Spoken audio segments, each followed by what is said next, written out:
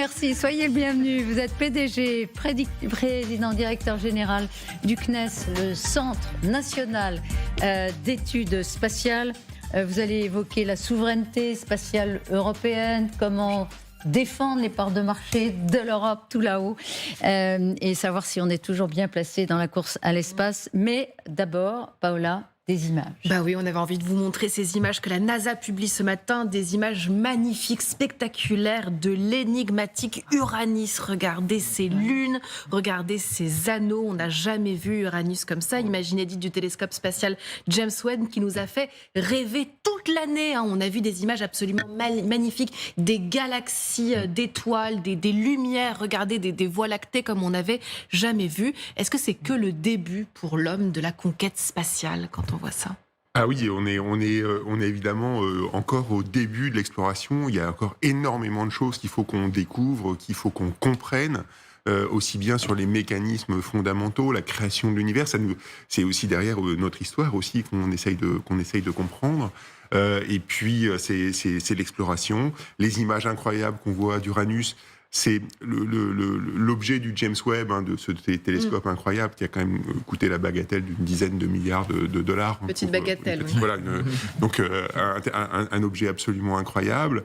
Son but n'était pas d'aller photographier ou d'aller regarder Uranus. Uranus a été utilisé plus comme un outil pour caler les instruments, donc pour caler l'instrument. Donc c'est presque la cerise sur le gâteau. Et évidemment, ces images sont incroyables, elles sont d'une incroyable précision. On voit non seulement Uranus, mais on voit aussi les lunes, la très grande majorité des lunes d'Uranus. On est capable de aussi vous regarder attentivement. Ça veut dire quoi, Uranus, là, les sphères, les cercles, ça veut dire Alors, c'est tout un ensemble de débris qui tournent autour d'Uranus. C'est quoi, ce sont des images qui tournent? Non, c'est pas des images. En fait, ce sont des débris qui tournent en fait autour d'Uranus. Et qui constituent comme ça cet anneau. Et qui constituent des anneaux en fait. Et donc derrière, ce qu'on est capable de voir, donc on est capable de voir les lunes aussi sur un certain nombre d'images. On est capable de voir la calotte glaciaire aussi d'Uranus. Alors Uranus est une planète qui est particulière parce que en fait son axe de rotation est presque dans le plan de l'orbite. Donc ça veut dire que les saisons sont extrêmes. Ça veut dire que elles sont absolument, elles sont d'une très. C'est-à-dire que c'est glacial, c'est ça? Alors j'essaye. La Terre tourne autour du Soleil et son axe de rotation est presque orthogonal par rapport au plan de rotation de la Terre autour du Soleil. Ouais. Et donc ça fait des saisons quand elles tournent qui sont assez équilibrées. Là, ici, pour Uranus, l'axe de rotation est presque à 90 degrés, donc presque dans le plan lui-même du Soleil. D'accord. Donc ça veut dire que ça fait des saisons qui sont extrêmement violentes.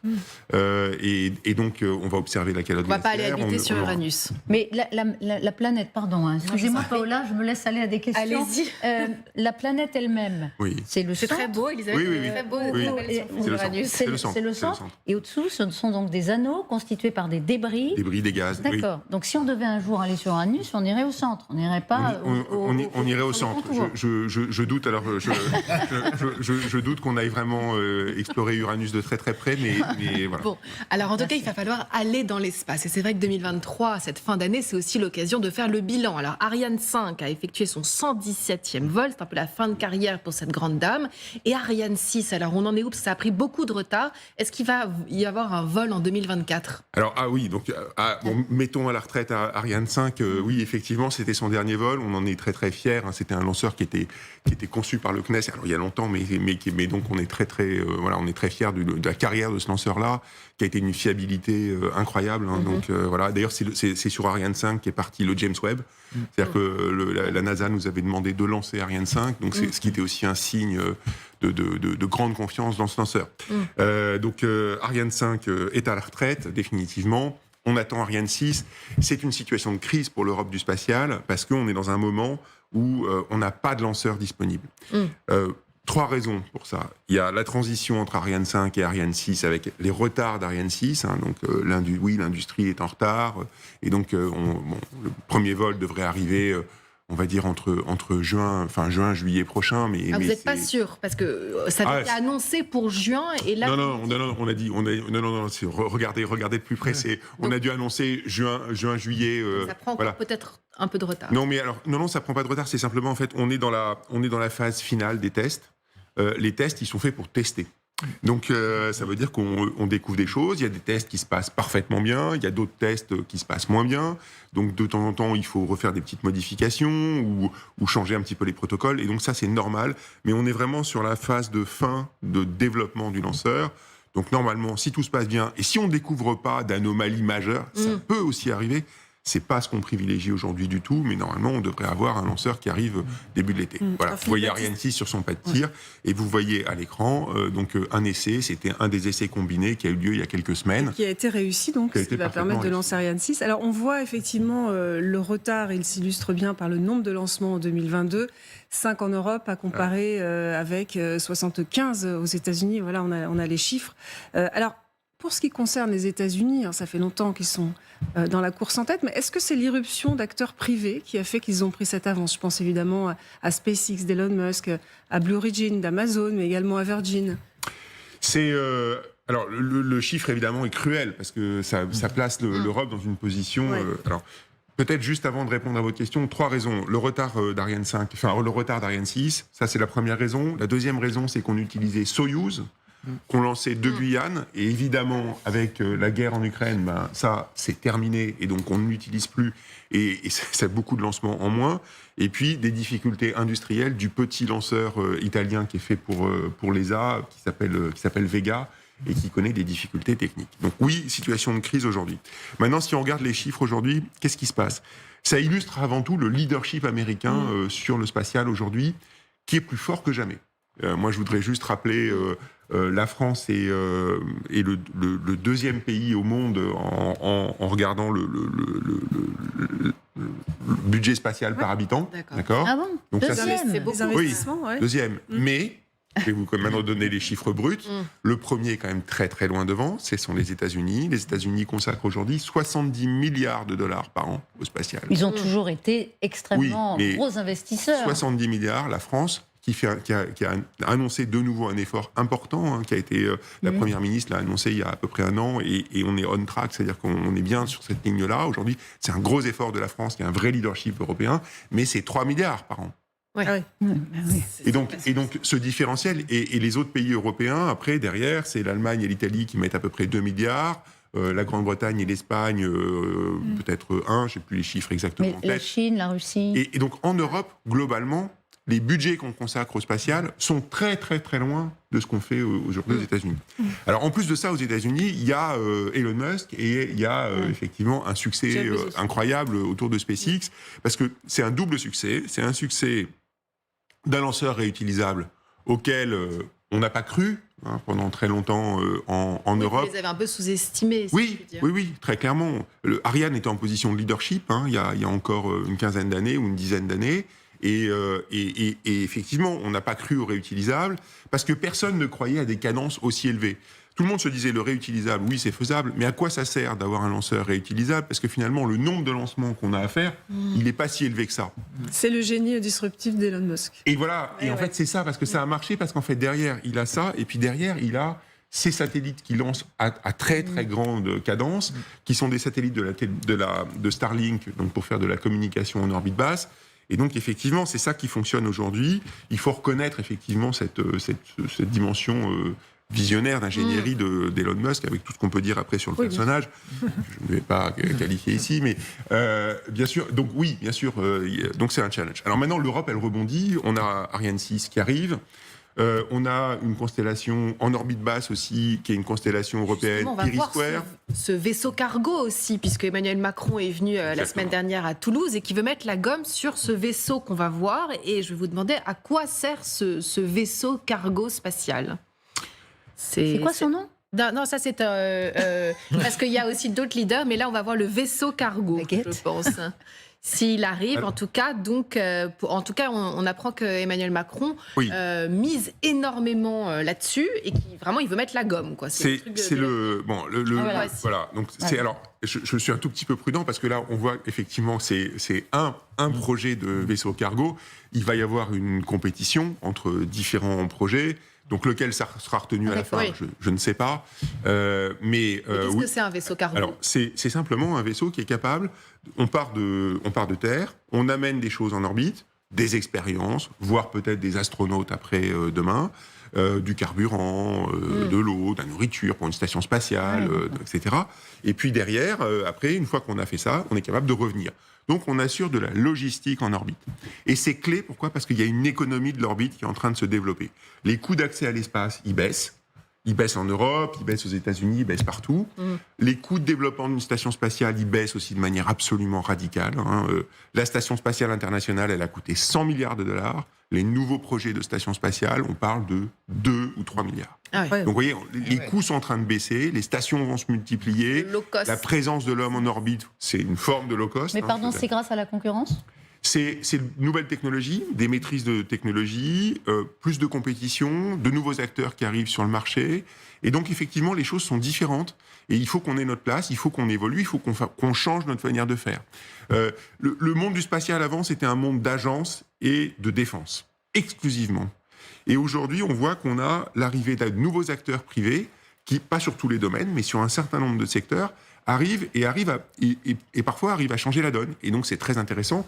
Et l'exemple du projet que vous avez à l'écran, Nix, qui est de The Exploration Company, c'est un très bel exemple. C'est un projet encore, mais très ambitieux, avec des baisses de coûts considérables. Alors, il y a d'autres Français qui ont des projets ambitieux. On a vu la photo tout à l'heure de cette peut-être nouvelle fusée qui s'appellerait Baguette One. Ça, c'est sérieux. Donc, c'est une entreprise bordelaise qui se lance. Vous pensez qu'elle pourrait voir le jour C'est un projet qui est... Alors, il y a plusieurs projets de mini et de micro-lanceurs aujourd'hui en France, et c'est très très bien. Il y en a plusieurs aussi en Europe.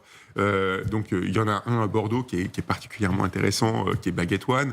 Alors, au-delà du nom qui est assez génial, mais derrière, en fait, c'est une technologie intéressante. C'est de la propulsion hybride. Propulsion hybride, ça veut dire quoi ? Ça veut dire que c'est un mélange entre de la propulsion solide et puis il y a aussi du liquide dedans. C'est hybride, donc c'est les deux à la fois. Ça a plein d'intérêts. C'est plutôt nouveau, c'est assez disruptif. Et donc, on regarde... On innove aussi en France, alors. Ah oui, non, mais ça, vraiment. Donc, il y a ça, il y a Maya, qui est un lanceur tout liquide, qui est une filiale d'Ariane Group qui arrive. Il y a Latitude. Enfin, il y a énormément d'acteurs qui proposent de nouveaux lanceurs aujourd'hui. Et donc, je pense que tous n'iront pas au bout. Il y a une vraie compétition qui est en train de se créer. Nous, on est là pour stimuler cette compétition et que le meilleur gagne. Mais où on trouve l'argent pour faire tout ça ? Vous disiez tout à l'heure, en France, 2-3 milliards. Tout ce que vous nous décrivez, c'est beaucoup plus que ça. Alors bien sûr, à la fin... Qui met de l'argent là-dedans ? Alors, oui, bien sûr. Aller jusqu'au bout pour faire un gros lanceur, ça va coûter des milliards d'euros. Ça, c'est sûr. Mais des petits lanceurs comme ceux-là, comme ceux qu'on a vus ici, c'est pas la même gamme de prix. C'est des prix c'est quand même nettement moins. Ça se chiffre quand même en dizaines, voire ça dépend de la taille, mais en quelques centaines de millions d'euros. Et il y a des investisseurs privés. Je mentionnais par exemple toutes les entreprises que j'ai mentionnées jusqu'à maintenant. Elles ont levé de l'argent ou elles ont des financements qui leur sont propres, qui sont privés. Et donc, nous, derrière, on se positionne aujourd'hui, on veut avoir un positionnement différent. Sur Ariane, on était dans une idée où, en gros, les agences concevaient le lanceur et les industriels le réalisaient. Et puis, c'était les agences qui payaient tout. On veut sortir de ça et on veut avoir un schéma où on a des industriels qui viennent proposer les services. Et nous, on est capable d'acheter les services éventuellement en avance, pour les crédibiliser, pour leur permettre d'aller lever des fonds sur les marchés. On va les aider au développement en leur amenant des briques technologiques. Mais par contre, c'est leur projet et c'est les entreprises qui doivent porter les projets. Il y en a qui vont échouer, tant pis. Et puis il y en a qui vont réussir, tant mieux. Un mot sur le rover Persévérance qui fête ses 1000 jours sur Mars. Déjà, il faut savoir que c'est un Français qui l'équipe, qui équipe sa Supercam. Alors, qu'est-ce qu'il a découvert sur cette planète rouge, le rover Persévérance ? C'est un projet, d'abord, c'est incroyable. C'est un rover qui se promène sur Mars depuis 1000 jours. On le téléopère depuis les États-Unis et depuis Toulouse, en particulier la Supercam. La Supercam, si on voit une photo du rover, c'est quoi ? C'est ce que vous voyez au-dessus. On a l'impression que c'est une caméra. Je vais tout vous dire. En fait, c'est pas une caméra. Mais c'est quoi ? C'est un laser qui vient pulvériser de la roche. On pulvérise de la roche et puis derrière, il y a un spectro qui va arriver à identifier. Parce que quand on pulvérise la roche, il y a un petit plasma qui se forme. Et donc, derrière, on regarde le plasma, et à partir de là, en faisant de la spectrométrie, on est capable d'identifier la composition chimique de la roche. Et donc, en fait, à distance de Toulouse, on est capable de manipuler cette caméra, qui n'en est pas une, pour tirer au laser sur Mars et regarder la composition des roches sur Mars. C'est extraordinaire, c'est-à-dire qu'on est capable de comprendre quelle est la composition minérale de Mars derrière. Et vous êtes ingénieur, vous êtes issu de l'école des mines. Au CNES, vous disiez, on externalise un petit peu justement la conception des futurs engins de l'espace. L'espace, ça veut dire que ce sont... D'abord, est-ce que vous avez assez d'ingénieurs? Est-ce qu'on en a de bons en France? Et est-ce que c'est plus mélangé maintenant comme compétences? On a des super ingénieurs. Je suis très très fier d'être au CNES, et on a des ingénieurs incroyables au CNES. On a un savoir-faire incroyable. Mais au total, en France, ce sont 70 000 personnes qui sont dans la filière spatiale. Donc c'est une filière qui pèse en termes d'emploi et qui pèse économiquement. 70 000 personnes qui sont toutes hyper qualifiées. La France est le pays leader du spatial. C'est 50 en Europe, c'est 50% de l'industrie européenne du spatial. Elle est en France. C'est un atout incroyable. Nous, au CNES, notre travail, c'est quoi? On est à l'écoute en fait de nos clients. Et nos clients, on en a deux. On est une agence qui est profondément duale. On travaille à la fois pour la science et puis on travaille pour la défense. Et donc on écoute nos clients. Ils nous disent on voudrait faire telle ou telle mission. Et en fait, on les aide à concevoir leur projet, à le suivre, à le piloter. Et ce sont les industriels en général qui font les projets. Donc en fait, quelque part, nous, les chercheurs, ils ne sont pas vraiment au CNES, ils sont plutôt à l'extérieur, dans les laboratoires scientifiques, au CNRS, au CEA, dans les universités. C'est eux qui vraiment nous donnent quelles sont les priorités, et nous, on les aide à faire l'ingénierie. Et ce système-là, il est très vertueux et très efficace. Vous restez avec nous? Avec plaisir. C'est l'heure de la chronique, de Paola Sous les radars. Et justement, Paola, vous avez repéré un satellite japonais qui va être lancé l'an prochain. Un peu particulier, votre satellite. Oui, puisque c'est un satellite en bois. Ça, c'est une nouveauté. Ça fait des années qu'on travaille sur ce dossier à l'université de Kyoto, que des chercheurs testent tous les bois capables de résister aux rayons cosmiques, aux particules solaires. Et ils sont tombés sur le Magnolia du Japon, qui serait un bon bois donc pour un satellite révolutionnaire, qui sera donc lancé l'année prochaine. Il aura une durée de vie prédéterminée. Et après, en plongeant dans l'atmosphère, il va se mettre à brûler. C'est donc un satellite écolo, car l'homme a transformé l'espace en poubelle. L'espace est quand même saturé de déchets. J'ai noté que depuis le lancement de Sputnik en 1957, un cimetière en apesanteur est au-dessus de nos têtes. Il y a 130 millions d'objets. Je vous ai vu tiquer sur le fait que c'était pas une poubelle, mais bon, quand même, 130 millions, ça fait beaucoup. Et en fait, tous ces objets abandonnés vont tourner autour de la Terre. On appelle ça le syndrome de Kessler. Et après, ils rentrent en collision. Ils font donc de nouveaux déchets. Ça veut dire que même si demain, on arrête toute activité spatiale, la cascade d'accidents est lancée. En 2020, des morceaux de satellites chinois se sont écrasés sur un village de Côte d'Ivoire, heureusement sans faire de victimes. Et l'Agence spatiale européenne travaille sur un cargo poubelle. On pourrait envoyer dans pas si longtemps des éboueurs. Est-ce qu'il faut déjà faire le ménage dans l'espace ? Alors, c'est à la fois, c'est à la fois un vrai sujet. C'est-à-dire qu'effectivement, c'est une vraie préoccupation. Et en même temps, il faut un tout petit peu la relativiser. Je vais vous donner un ordre de grandeur ou une image. Dans l'orbite basse, qui est l'orbite la plus encombrée, si on regarde le volume total de déchets, ça représente une bouteille dans la Méditerranée. Ça va. Ah bah. Non, mais, ça fait redescendre tout de suite. On se console. Voilà, ce que je veux dire, c'est par rapport au volume dont on parle, c'est relativement peu. En aucun cas, ça ne veut pas dire pour autant qu'effectivement, on a un vrai sujet. Parce que il y a des objets qui circulent à des vitesses extrêmement élevées. Et s'ils tombent dans l'atmosphère, parce que par exemple en Suisse... ils brûlent. C'est normal. En Suisse, il y a quand même des déchets qui arrivent dans certains villages. En Suisse, il y a des polices d'assurance qui proposent de s'assurer contre les débris de satellites. C'est très sérieux. C'est un vrai sujet. Des assureurs malins. Ou alors les assureurs sont très très malins. Alors ça, je ne pourrais pas me prononcer sur ce point. Mais Aeolus, par exemple, il avait tenté de maîtriser des satellites pour pas justement que ça revienne sur Terre. Non, mais vous avez absolument raison. Donc un satellite, quand il est en orbite, une fois qu'il a... Qu'est-ce qui se passe ? En fait, quand il est en orbite, l'orbite est, surtout quand vous êtes près de la Terre, il y a un tout petit peu de frottement. Donc, comme il y a un petit peu de frottement, vous devez compenser en poussant. Donc, ça veut dire en utilisant des petits propulseurs pour maintenir à poste, au bon niveau, les satellites. Et puis, en fin de vie, quand il n'y a plus de carburant, le satellite, en fait, il redescend et il brûle dans l'atmosphère. Et donc, les satellites, quand ils sont correctement conçus, ils brûlent dans l'atmosphère, et donc il n'y a pas de, il y a pas de retombée. Les satellites très très hauts, en fait, il faut les mettre dans des orbites dites cimetières, donc plus haut, et puis ils sont là, ils bougent pas, et il y aura pas de difficulté. Malheureusement, il y a aussi des satellites qui ont des incidents ou qui ont des problèmes ou qui n'ont pas été conçus de manière très respectueuse de la sortie. Et donc, c'est ça qui pose des difficultés. C'est-à-dire qu'il faut être capable... On a des satellites, effectivement, parce que, en fait, quand vous voulez vous débarrasser de votre satellite, ça va vous coûter grosso modo 20% de votre carburant si vous voulez le faire proprement. Donc ça veut dire que le faire brûler proprement pour être sûr qu'il n'y ait aucun débris, etc., ça vous coûte 20%. Encore une histoire d'argent. Et voilà. Et donc, alors la France et l'Europe est très en avance sur le sujet, parce qu'on a une loi sur ce sujet-là, et tous les satellites qui partent d'Europe, ils doivent respecter ça. On a aussi des problèmes sur Terre, Paola, au Japon, où les ours arrivent en ville. Oui, puisqu'ils sont en manque de nourriture. C'est très sérieux. Regardez cette image d'un ours au bord de la route, juste dans la banlieue de Tokyo. Il y a d'autres images qui ont été capturées ces derniers mois, notamment un ours qui se faufile entre les maisons. Donc ça, c'est entre les maisons au Japon. Il y en a certains qu'on retrouve sur des terrains de gymnastique scolaire. Là, voilà, qui arrivent donc tout près des écoles. En fait, ces ours se retrouvent privés de nourriture, ils sont affamés et résultat, les attaques se multiplient. Depuis cet été, 212 personnes ont été agressées par ces mammifères. D'où l'importance du phénomène. Eh bien, le ministère de l'Environnement a décidé de surveiller les ours, de mettre des mesures de sécurité.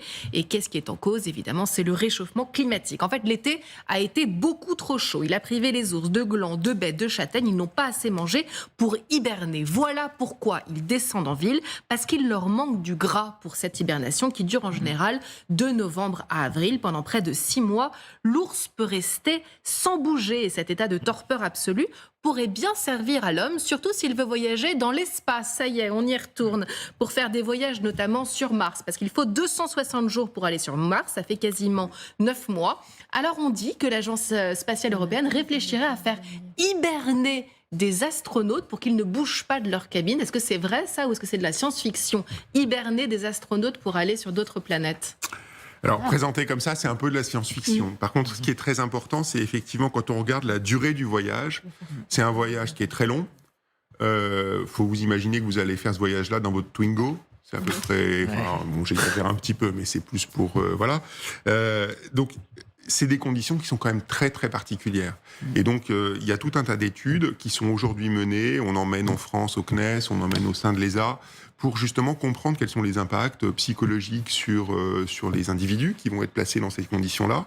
C'est pas simple, comme vous pouvez l'imaginer.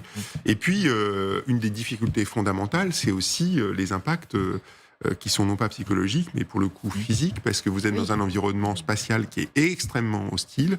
Quand nos astronautes sont en orbite basse, ils sont protégés d'une grande partie des radiations par un phénomène naturel qui est une protection magnétique de la Terre. Quand vous êtes dans l'espace plus loin, eh bien, vous êtes soumis à ces radiations qui sont extrêmement toxiques, extrêmement dangereuses.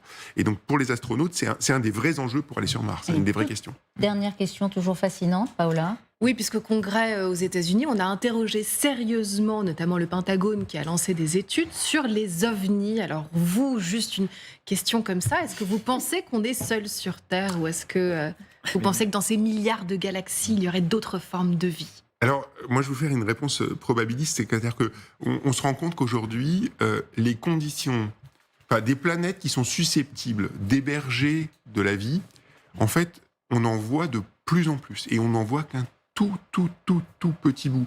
Donc statistiquement, on peut très bien se dire que très probablement, il y a probablement des formes de vie. Évidemment, personne n'a aucune idée de quelle forme de vie on pourrait parler. Il n'y en a aucune preuve aujourd'hui, mais en tout cas, c'est pas du tout statistiquement impossible. Et après, je vous renvoie au GEPAN. Le GEPAN qui a été créé par le CNES il y a déjà très longtemps, bien avant les États-Unis. Il y a eu une série sur le Pourquoi n'y aurait-il une incroyable série qui s'appelle OVNI. Alors je ne sais pas si vous pourrez faire la publicité. Eh ben voilà, un bon conseil pour Noël. Sur mon bureau. Pourquoi n'y aurait-il que nous sur Terre, après tout, hein? Voilà. Merci infiniment, Philippe Baptiste, d'avoir été avec nous.